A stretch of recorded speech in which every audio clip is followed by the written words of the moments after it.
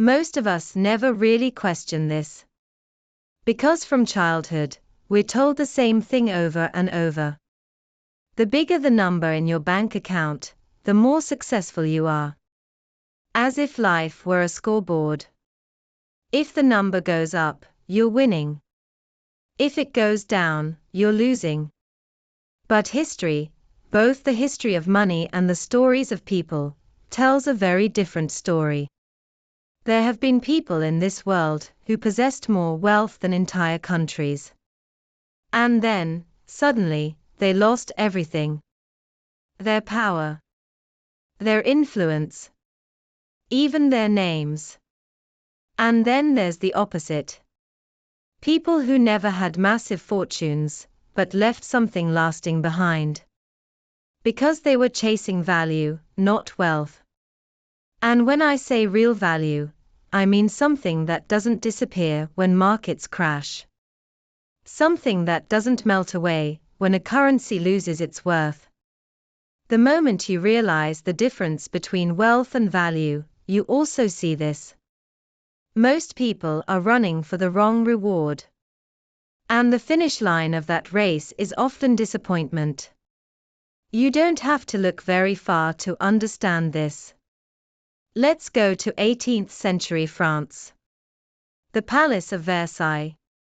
Gold, marble, gardens that seemed endless.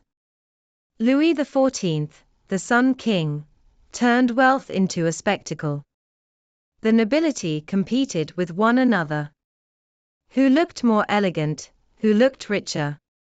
Silks, sugar, wine. From the outside, France looked like it was soaring. But on the inside, the system was slowly hollowing out. The peasants paid the taxes. Debt kept growing. The state could no longer carry its own weight. Then someone appeared, John Law. "Don't worry," he said. "We'll print paper money, create companies, and everything will be fixed." At first, it really did seem to work. People became rich on paper. But there was no real production behind it. And then, the bubble burst. Overnight, fortunes vanished. Do you know who survived? Those who owned land. Those who produced. The ones who added real value to something tangible. This story didn't only happen in France. It happened in America in 1929. Again in 2008. In Japan, in Germany, in Venezuela. The lesson was always the same, but no one wanted to listen. Money is not value itself. It is merely a claim on value. So what is value? Value is something that actually works. Something people genuinely need. Something that survives both crisis and abundance. It can be a skill. It can be a productive asset. It can be people you trust. That's why Japan didn't completely collapse after its bubble burst. Because it still had education. It still had production. It still had discipline. Today's system keeps telling you one thing. Earn more.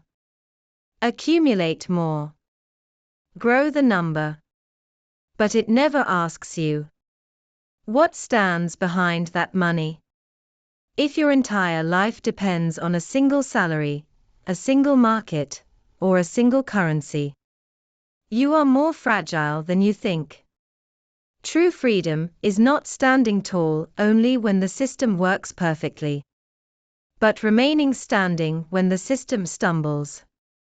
History says this very clearly.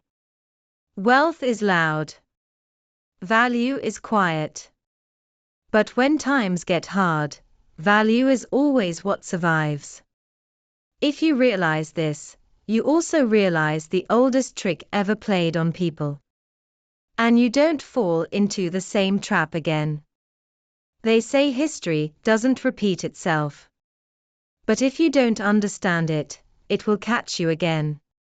If this gave you a different perspective, subscribe. History hides the answers. I share them with you.